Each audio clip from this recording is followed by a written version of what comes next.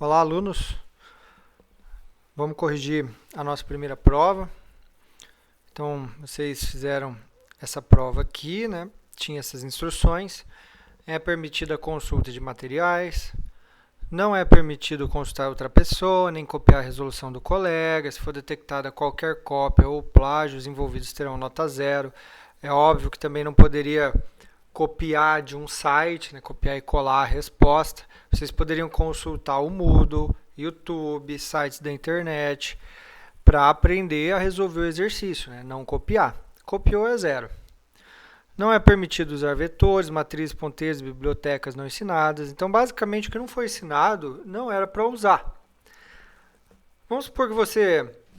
eu já tinha explicado tudo isso daí, né? Numa aula antes da prova, né? Mas reforçar, né? Vamos supor que você estudou pelo livro um conteúdo que foi ensinado, né? Por exemplo, estrutura de repetição, é um conteúdo que foi ensinado. Você estudou pelo livro, o livro se aprofundou um pouco mais, você aprendeu uma coisinha a mais, etc. Não tem problema se você utilizou. Não precisava de nada além do que foi ensinado. Não precisava aprender mais profundamente nada do que caiu aqui no nosso primeiro bimestre, nossa prova. E eu já comecei a corrigir as provas, eu não vi muita coisa diferente do que a gente aprendeu em sala, né? Mas não era para usar esses conteúdos que a gente ainda vai ver. Não tinha também necessidade de usar, porque as questões eram muito simples. Então não precisava usar esses conteúdos aqui. Em cada questão, você deverá escrever o programa completo com indentação correta, né? Então era importante que a indentação estivesse correta. Quem não deixou correta a indentação ou nem fez nada de indentação, perdeu nota. Assuma que o usuário sempre digitará corretamente, não precisa validar o que o usuário digitar, a menos que o enunciado peça. Em nenhum exercício vocês precisavam fazer isso. Quem fez, tudo bem, não vai perder nota, mas vocês não precisavam ter feito em nenhum exercício.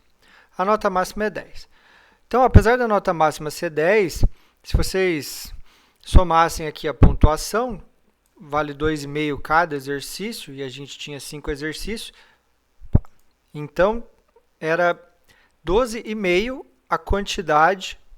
Eu desabilitei aqui o antivírus, porque a gente vai rodar os programas aqui no Deve Ser Mais Mais. Mas então a gente tinha 12,5, né? Era 12,5 aqui a pontuação para ajudar vocês, né? Mas o máximo que dava para tirar era 10. Então eu também já tinha explicado a prova uma aula antes. Por exemplo, eu tinha falado, né, o que ia cair, o conteúdo que ia cair, quantas questões teria de cada conteúdo, para que vocês soubessem, né, não tivesse nenhuma surpresa na prova. Né? A prova não é um lugar de ter surpresas. Né? Pelo menos não deveria. Né? Vamos lá. As questões também estavam na ordem de dificuldade, na ordem do conteúdo que foi ensinado. Né? Eu avisei tudo isso daí numa aula antes da prova. Vamos começar. Tinha um enunciado meio que padrão aqui que ia valer para todas as questões, mas é mais... Não tinha nada de programação, né? É só para explicar. Mila quer abrir uma pizzaria e para isso te contrata para desenvolver um software para calcular algumas coisas do negócio. Então todas as questões estavam relacionadas a essa pizzaria. Então primeira questão aqui. Faça um software que calcule o salário a ser pago no final do mês para um funcionário. Beleza, temos que calcular o salário do cara. O que a gente precisa ler, né? Deve ser lido. Horas normais trabalhadas, horas extras trabalhadas e valor da hora normal. Então a gente tinha 3 informações aqui para ler. Aqui no Deve Ser Mais Mais já tem o gabarito. Então esse começo aqui é igual para todas as questões, né? A gente vai incluir o stdio. Quem também incluiu o loqueio, o ponto H para permitir acentuação no programa, não tinha problema. Quem incluiu outras coisas também não tinha problema, né? Apesar de que eu falei que era proibido usar coisa não ensinada, né? Mas tudo bem. Não descontei nota por você incluir aqui uma biblioteca a mais, mas não tinha necessidade de incluir a mais. Aí tem a nossa função int_main, né? Todo o código aqui dentro da função int_main. Tenho 3 variáveis, que são essas 3, né? Horas trabalhadas, horas extras e o valor da hora. E peço para para o usuário digitar cada uma delas, né? Então, digite a quantidade de horas extras e o valor da hora. Então, eram essas 3 variáveis que você ia precisar para resolver o problema, né? Quem usou mais não tem problema também. Então, era o que precisava ler. Então, sempre lembrar, né? O que significa devem ser lidos? Quer dizer, pedir para o usuário, né? Então, provavelmente vocês já sabiam isso, depois de ter feito dezenas de exercícios e visto todas as aulas, né? Era sinônimo, né? Devem ser lidos e é pedir para o usuário digitar. O que a gente tinha que fazer com essas informações? Calcular o salário. Deverão ser consideradas as horas normais e horas extras. Bom, se eu tinha quantidade de horas que o cara trabalhou e eu tinha o valor da hora, é só fazer um vezes o outro que eu consigo o salário do cara, né? O valor da hora e a quantidade de horas. Só que também tem as horas extras, né? Então aqui tem explicando o que você tem que fazer com essas horas extras. Lembre-se de que o valor da hora extra possui um adicional de 50% sobre o da hora normal. Isso significa que a hora extra o cara recebe mais, né? Teve gente que colocou que recebia menos, né? Então, faltou interpretar aí. A hora extra, o cara recebe mais quando ele faz hora extra, né? Um adicional de 50% sobre o valor, né, da hora normal. Então, se na hora normal o cara ganha R$10 a hora, se ele faz hora extra, a hora extra ele ganha R$15 a hora. Então, hora normal vezes o valor da hora e hora extra vezes o valor da hora vezes 1,5, né? Que seria esse 50% a mais. Teve gente que fez diferente a conta, né? Mas no final dava na mesma, né? O resultado, né? Mas o que importava é que você tinha que ter 50% a mais valendo a hora extra, a mais do que a hora normal, né? Então aqui já coloquei a conta no printf, né? Hora vezes valor, né? Que é a hora normal vezes o valor da hora, mais. Então lembrando que as contas, a multiplicação e a divisão são feitas antes da adição e subtração, né? Então essa soma aqui vai ser a última coisa que ele vai fazer. Então, horas extras vezes valor vezes 1,5, que aí vai ser a mais, né? 50% a mais. Né? Tinha outras formas de fazer isso daqui, mas beleza. Né? Cada um fez de um jeito com esse 50% a mais. E aí imprimia na tela o salário do cara. Teve gente que pediu para o usuário digitar o salário. Gente, tá errado. O salário era o que você tinha que calcular. Era para o usuário digitar a quantidade de horas. Mas eu considerei muita coisa. Esse era o exercício mais simples e muita gente errou. Mas eu considerei. Dificilmente eu zerei o exercício de alguém. Né? Eu considerava, via o que dava para salvar aí, né, do código do cara. Então aqui, ó, a quantidade de horas, vamos supor que o cara trabalhou 10 horas, mais 10 horas vezes, o valor da hora é 10. Então, 10 vezes 10, 100. Ele ganhou R$100 por trabalhar as 10 horas. As horas extras é vezes 15, né? Porque tem um adicional de 50% ali. Então, 150. Então, ele ganhou 100 mais 150, então no final deu 250. Aqui, ó, bug aqui no acento. Tranquilo que não descontava nota se você não incluísse a biblioteca para acentuação. Então, esse foi o exercício 1. Então, o que cobrava o exercício 1? Né? Também já tinha falado para vocês. O exercício 1, ele cobrava que você soubesse pedir para o usuário digitar um valor e imprimir na tela alguma coisa. Só isso que era cobrado. Né? O exercício 2, se não me engano, também. Deixa eu ver aqui. Isso, mesma coisa. O exercício 2 cobrava só isso, que é o conteúdo inicial, a parte mais simples. Não tinha estrutura de decisão, não tinha estrutura de repetição. Esses 2 exercícios, os 5 pontos da prova, eu tentei deixar mais tranquilo para vocês, com o conteúdo só ali do comecinho da disciplina. Faça um software que distribua as gorjetas ao final do mês. Beleza, vamos lá, distribuir gorjeta. Como o Mila quer incentivar seus funcionários a atenderem bem os clientes, ela recompensará os 3 melhores funcionários com um valor maior de gorjeta. Então tá, 3 melhores funcionários ganham mais. Beleza.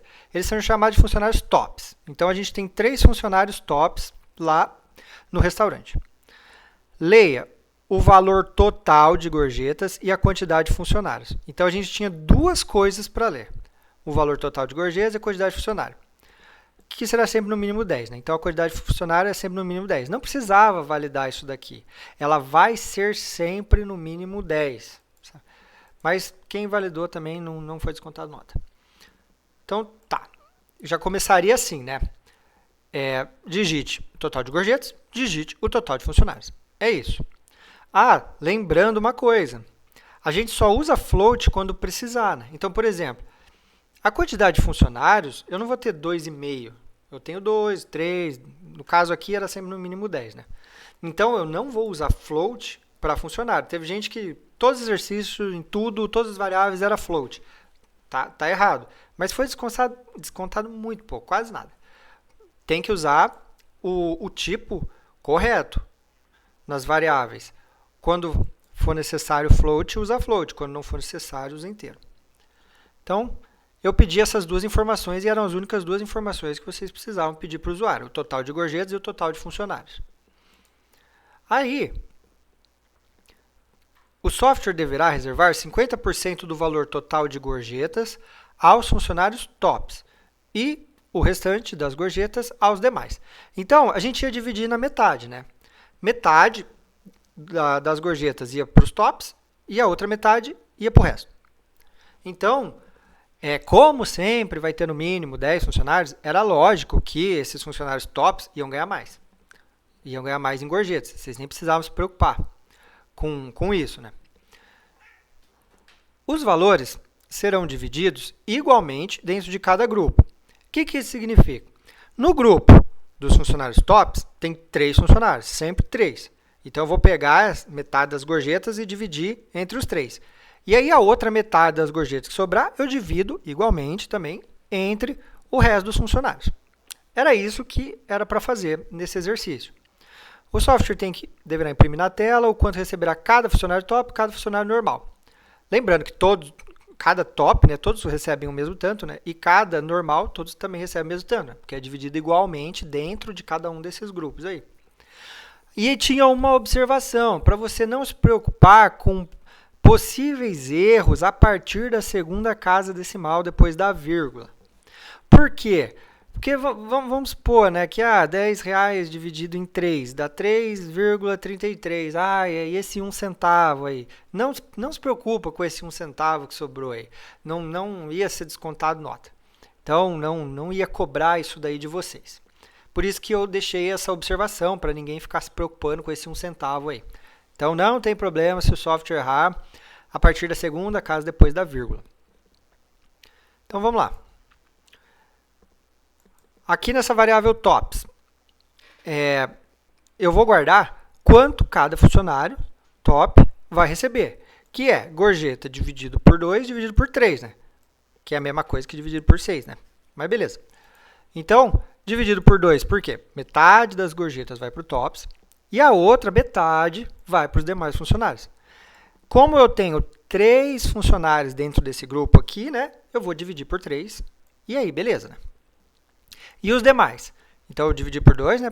Metade das gorjetas, dividido por o restante dos funcionários, que é funcionários menos 3. Lembrar que tem que pôr entre parênteses, né? Porque, senão, ele não vai fazer essa subtração aqui, né? Ele vai fazer essa divisão aqui, né? Se não tiver entre parênteses, que ele faz primeiro a divisão. Né? Então, por isso que tem que ter o parênteses aqui. E aí, é só eu imprimir na tela. Então, por exemplo, né? Eu tenho 100 reais. E eu tenho 10 funcionários. R$50 vai para os tops. 50 dividido por 3 dá 16,67. Vamos conferir aqui.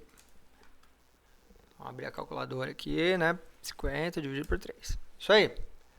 Então, aqui, por isso que eu falei para ignorar aqui a casa da segunda casa. Beleza. E aí, os outros R$50 vão ser divididos em 7 funcionários. R$50 dividido por 7. Isso aí, 7,14. Aqui eu poderia colocar qualquer valor e tinha que funcionar, né? Aqui no mínimo 10, né? Teve gente que colocava que sempre ia ter 10 funcionários, né? Estava errado, gente. Você tinha que pedir para o usuário digitar quantos funcionários tinha.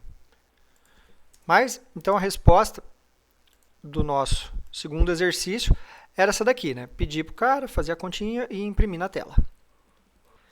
Beleza? Vamos lá então. Exercício 3. O nosso exercício 3 já ia cobrar um pouco mais de vocês, ia cobrar a estrutura de decisão. Então, tinha que saber usar o if e o else. Teve gente que usou o switch, não tem problema. Faça um software para registrar o pedido de um cliente.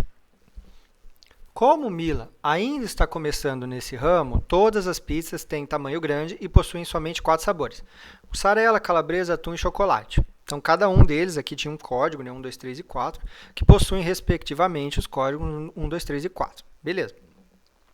O software deve ler o código da pizza escolhida pelo cliente, 1 a 4, e a quantidade de pizza. Então, o que a gente precisava ler? Duas coisas: o código da pizza e a quantidade de pizza. Vamos lá. Que tal o exercício 3? Deixa eu fechar aqui. Então, eu tinha o código, a quantidade. Vou pedir para o usuário digite o código, digite a quantidade. Lembrando que o código vai ser inteiro e a quantidade também, porque a gente não vai pedir meia pizza, etc. Todas as pizzas são de tamanho grande. Então, os dois inteiros aqui, eu peço para o usuário digitar código e quantidade. O que eu tenho que calcular? O software deverá imprimir na tela o preço final. Então, eu tenho o código da pizza, se é 1, 2, 3 ou 4. Se for 1, é a pizza de mussarela, né? E aqui embaixo, ó, estão os preços. A pizza de mussarela é R$ 29,99. Então, se o cara digita 1, significa que ele quer a pizza de mussarela. E aí, a quantidade. 1, 2, 3, quantas pizzas ele quer. Então, o que a gente tem que fazer? A gente tem que pegar o preço da pizza vezes a quantidade da pizza. E pronto. A gente tem o preço final do pedido. Era isso que precisava fazer, né? Então, o software deverá imprimir na tela o preço final do pedido. Então, a gente tinha um preço diferente dependendo do código que o usuário digitasse. Por isso que eu preciso de uma estrutura de decisão. Se o código for 1, eu imprimo aqui na tela o preço, R$ 29,99 vezes a quantidade. Se não, se o código for 2, se o código for 3, se não, é o 4. Lembrando que o usuário sempre vai digitar corretamente, gente. Então, se não for 1, 2, 3, vai ser o 4. Preço final, então, R$ 33,99 vezes quantidade. Era isso daqui que tinha que fazer. Então, preço vezes quantidade, imprimir na tela.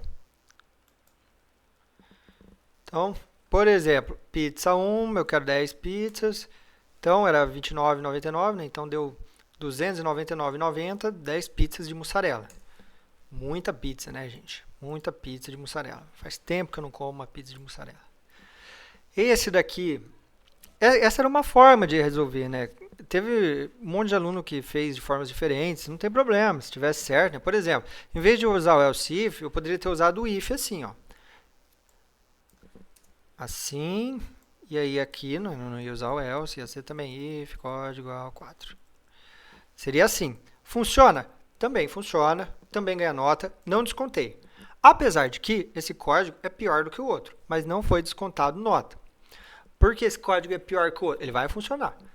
Porque esse código tem a possibilidade de entrar em vários ifs.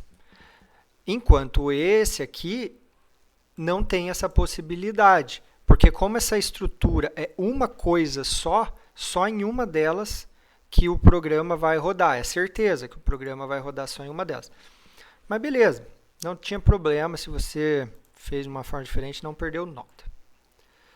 Exercício 4. O exercício 4, ele já cobrava estrutura de repetição, né? Então eu falei para vocês que eu ia cobrar menos estrutura de repetição, por ser o último conteúdo dessa prova, é o conteúdo mais difícil. Embora vocês devem estudar bastante. Por quê? Porque apesar dessa primeira prova, eu ainda deixar mais fácil para vocês, a partir da segunda prova, basicamente todos os exercícios vão ter estrutura de repetição, porque o conteúdo ele vai se acumulando. O que a gente for aprender daqui para frente vai usar a estrutura de repetição. Então, vocês vão ter que estar craque em estrutura de repetição para a próxima prova. Faça um software que calcule quantos meses serão necessários para que o investimento na pizzaria se pague por completo. Então, a Mila foi lá, botou dinheiro para abrir a pizzaria e a gente vai ter que calcular em quanto tempo esse dinheiro que ela botou vai retornar para ela, ou seja, vai pagar o investimento que ela fez. E aqui estava bem explicadinho como calcular isso. Deve ser lido investimento inicial, despesa mensal e receita mensal. Então, beleza, a gente tem 3 variáveis aqui, né? 3 coisas que a gente vai pedir para o usuário. Quanto que ele investiu, qual que é a despesa mensal da pizzaria e qual que é a receita mensal da pizzaria, né? Então, receita é o tanto de dinheiro que entra na pizzaria, despesa é o tanto que ela gasta, né? Então, vamos lá. Aqui, exercício 4. Eu vou pedir, digite o investimento inicial, a despesa mensal e a receita mensal. Então, aqui tem as 3 informações que eu vou ter que pedir para o usuário. São 3 floats, né? Porque isso é dinheiro, os 3 são dinheiros, tem casas decimais. Investimento, despesa e receita. Então, provavelmente quem já leu até aqui, que já fez exercícios desse tipo aí, né, na matemática e tal, já entendeu o que era para fazer. Mas eu deixei bem explicado, né, para não ter dúvida, né? Já entendeu que, tipo, se eu tenho a despesa mensal e a receita mensal, né, você faz a receita menos a despesa, vai ter o lucro. Em quanto tempo esse lucro vai dar o tanto que foi investido, né? Para descobrir quando o negócio vai se pagar, você pode usar uma variável para guardar o prejuízo acumulado da empresa, que inicialmente será o investimento inicial, né? Então, se ela pôs, aqui tem um exemplo de 150 mil. Se ela pôs 150 mil de dinheiro, ela está com 150 mil de prejuízo. Começou assim, começou com 150 mil de prejuízo e, conforme ela vai tendo lucro, vai diminuindo o prejuízo até que, algum belo dia, ela saia do prejuízo. Depois disso, a cada mês, atualize esse valor do prejuízo acumulado com a despesa e a receita mensais. Então, a cada mês você deveria atualizar, mês a mês.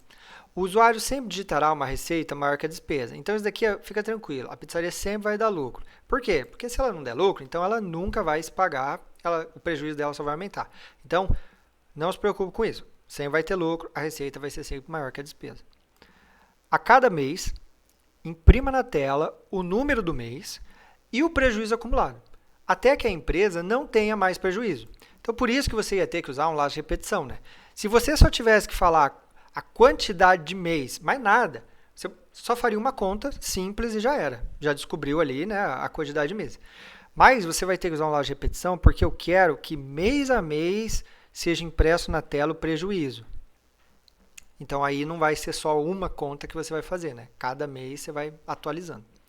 Você deve imprimir, inclusive, o primeiro mês, em que a empresa deixou de ter prejuízo acumulado ou teve prejuízo igual a 0. Então, o que isso significa? Você está lá, né, imprimindo mês a mês, até que um belo dia zerou o prejuízo ou, né, vamos supor que ficou positivo, então não tem mais prejuízo. Então, eu quero que você também imprima esse mês, esse primeiro mês em que a empresa deixou de ter prejuízo. Também quero que você imprima esse, que seria o último mês, né? O último mês que você vai imprimir é quando saiu do prejuízo. E aqui embaixo ainda tinha um exemplo para não deixar dúvida. 150 mil de investimento, 10 mil de despesa mensal e 30 mil de receita mensal. O que significa, né? Ela tem 20 mil de lucro por mês. O que vai ser impresso na tela? Então, começou, né, com menos 150 mil. Aí passou um mês, né? Ela teve 20 mil de lucro. Então, cai para 130, 110, 90, 70, 50, 30, 10, até que no 8º mês, não precisava imprimir esse mais, teve gente que ficou muito preocupado com esse mais aqui, não precisava. Eu só deixei aqui para deixar bem claro aqui, que agora está positivo, 10 mil. Então, ficou positivo. Se ficasse 0, também teria que, vamos supor que era 15 mil, né, o lucro, né, ia dar 0 em algum momento aqui, né? Então, você imprimiria esse mês que tem 0 e acabou. Era isso daí que tinha que fazer. Vamos então dar uma olhada aqui no nosso exercício 4. Então, depois de pedir as 3 informações, eu criei uma uma variável saldo, que começa com menos investimento, né? Investimento negativo, já que ela vai digitar positivo, por exemplo, 150 mil é um investimento. Então, ela já está em 150 mil de prejuízo. Então, está em menos 150 mil, né? Isso aqui é uma forma de fazer, vocês poderiam ter feito de outra forma. Já imprimiu o mês zero, que está com ali menos 150 mil ou menos 100 mil, sei lá quanto que digitou aqui, né, de investimento. E enquanto o saldo for negativo, saldo for menor que zero, né, a gente está no prejuízo, eu continuo aumentando o mês. Mês começa no primeiro mês. Então, acho que aqui eu tinha que começar no mês zero, porque senão já vai aparecer o mês 2. Deixa eu rodar aqui. 150. Vou ter que arrumar aqui. Despesa 10 mil. Vamos fazer 30, igual ali no exemplo. Isso aqui, ele pulou um mês aqui. Então, começa no zero aqui. Eu tinha mudado isso daqui, esqueci de atualizar. Beleza. Então, agora, mês vira mês 1. O saldo, que eu estava no prejuízo, eu vou adicionar ao saldo o quê? O lucro, que é receita menos despesa. E vou imprimir na tela. Mês tal, saldo tal. Aí ele verifica, saldo está negativo, estamos no prejuízo? Mais um mês, mais. E vai fazendo isso até que um belo dia, vamos supor, mês 10, saldo, poxa, o saldo deu positivo. Eu imprimi na tela um mês, um saldo positivo, legal, e agora eu não estou mais no prejuízo, acabou o programa. Então eu imprimi o último mês que teve um saldo positivo, inclusive se o saldo for zero, né? Porque se o saldo for zero, o saldo é menor que zero? Não, o saldo é zero, então ele também termina. Então, se eu rodar aqui, vamos colocar mais simples aqui, né? Investimento inicial 10, despesa 1, receita 2. Então tá aqui, ó. Ele vai ter 1 de lucro, né? Então começa com menos 10, né? Então, blá, blá, blá, blá, blá, blá. Pronto, deu certinho aqui. Fiquei com 0, quer dizer que eu não estou mais no prejuízo e terminou. Último exercício. Opa. Vamos lá, exercício 5. Faça um software que controle a quantidade de mesas ocupadas na pizzaria. Deverá ser lida a quantidade total de mesas. Então, vamos lá. Então, aqui no exercício 5. Primeira coisa que eu vou fazer vai ser pedir para o usuário digitar o total de mesas. Então, aqui, ó, total de mesas, é um inteiro. A gente não vai ter 2 mesas e meia, etc. Total de mesas. Legal, pedir para o usuário digitar o total de mesas. E como que a gente vai controlar a quantidade de mesas? Eu tenho o total. No começo, a pizzaria abre, todas as mesas estão livres. Não tem ninguém ainda, nenhum cliente. Conforme os clientes vão chegando, as mesas vão sendo ocupadas, até que a pizzaria fica lotada. Então, aí não tem mais mesa. Se um cliente chegar e não tiver mesa, aqui, né, nesse exercício, ele não pode entrar. Só que é lógico que chega uma hora que o cliente vai embora, ele terminou de comer e vai embora. Então, quando o cliente sai, libera uma mesa. Então, essa era a ideia desse exercício. Então, depois, né, que for lida a quantidade total de mesas, né, o programa exibirá o menu. Então, esse programa tinha um menu com as seguintes opções. 1. Chegou um cliente. 2. Saiu um cliente. 3. Finalizar. Então, o usuário pode escolher 1, 2 ou 3 e o usuário sempre vai digitar corretamente, né? Então, ele não vai digitar nada sem ser 1, 2 ou 3. Sempre que chegar um novo cliente, o software deverá informar se ele pode ou não entrar na pizzaria, verificando se ela está lotada. Ou seja, se o usuário digitar 1, chegou um cliente, legal. Vamos ver se tem lugar para esse cliente. Se tiver, ok. Você tem que controlar quantas mesas estão ocupadas, né? Então, vamos supor que você tem uma variável lá de mesa ocupada, você soma 1. Incrementa 1 o valor da variável, né?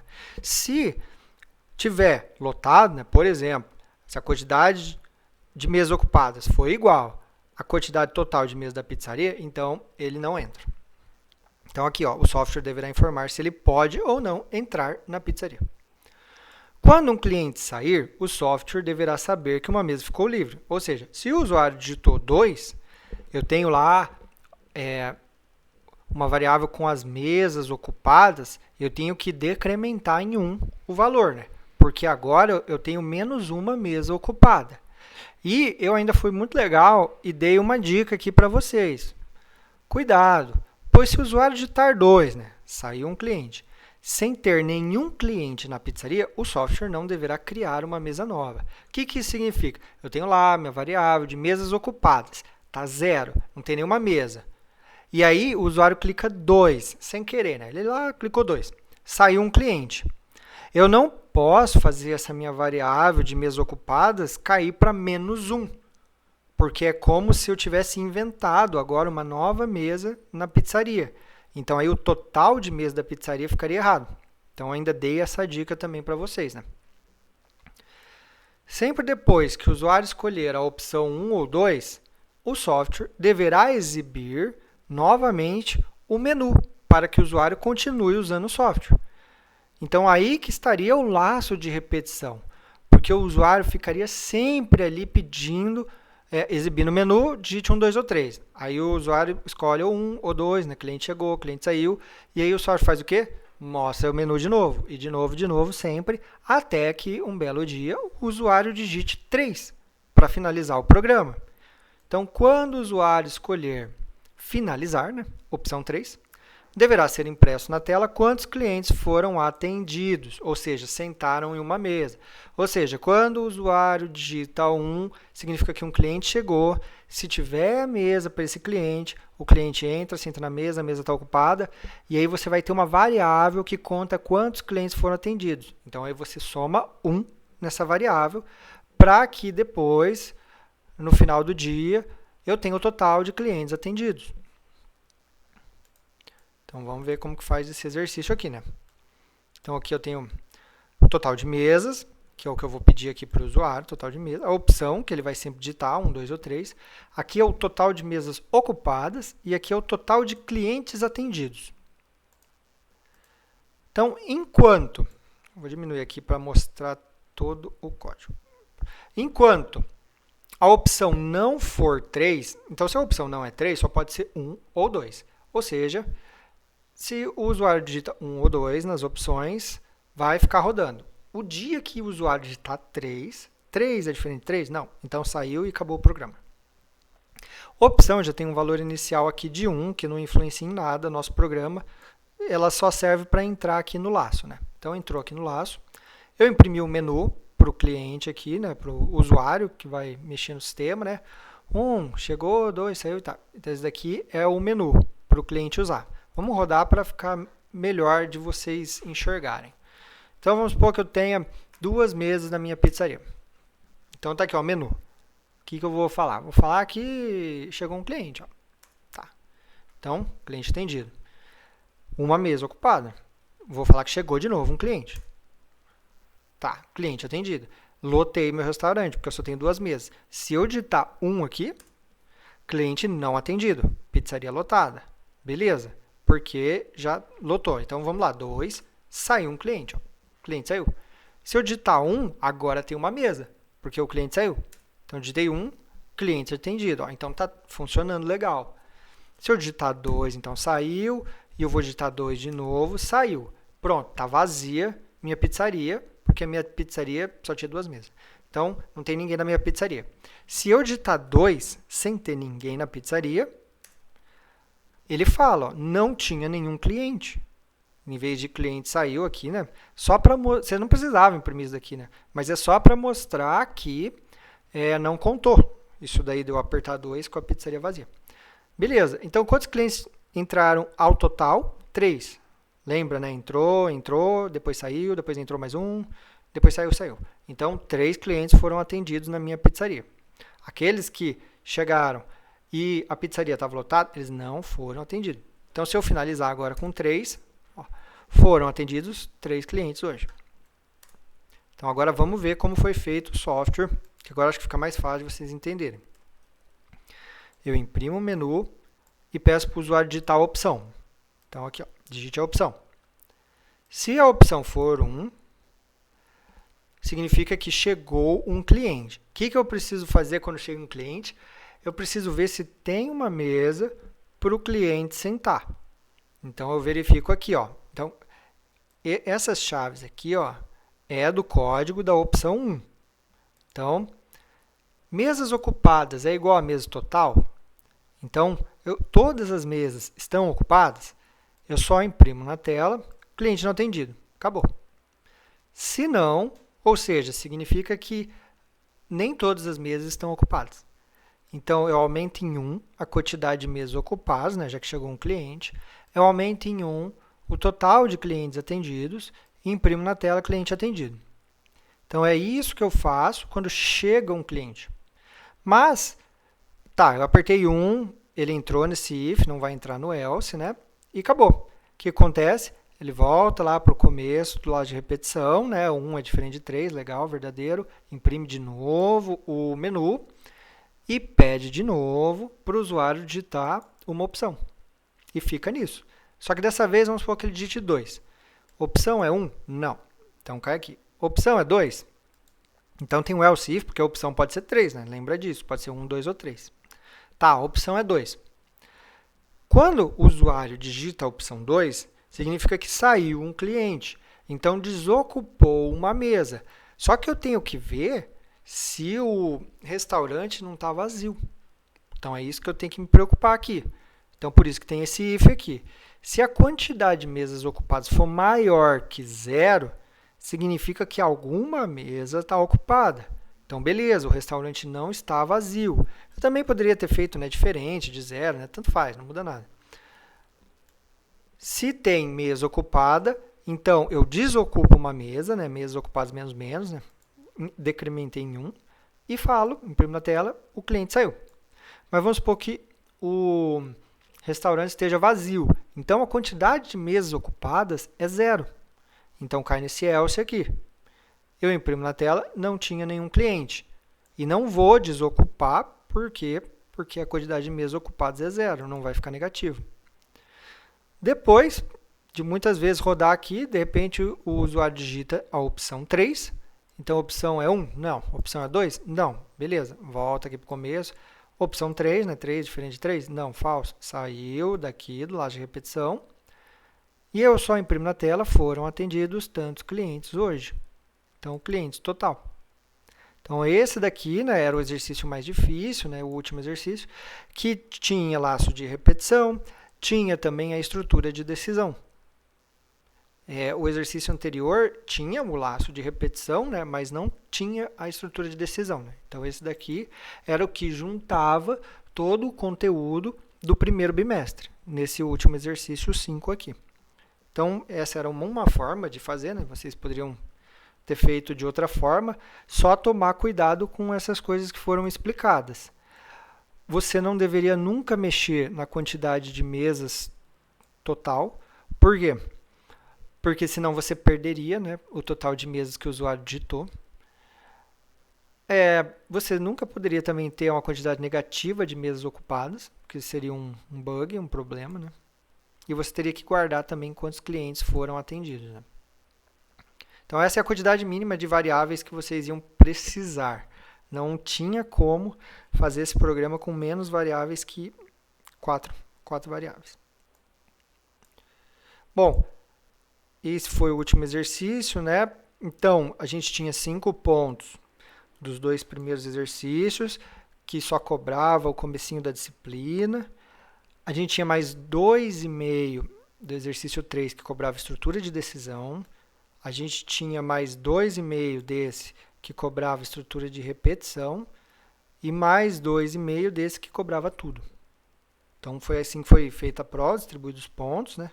Espero que a maioria tenha ido bem. Eu não terminei de corrigir ainda as provas.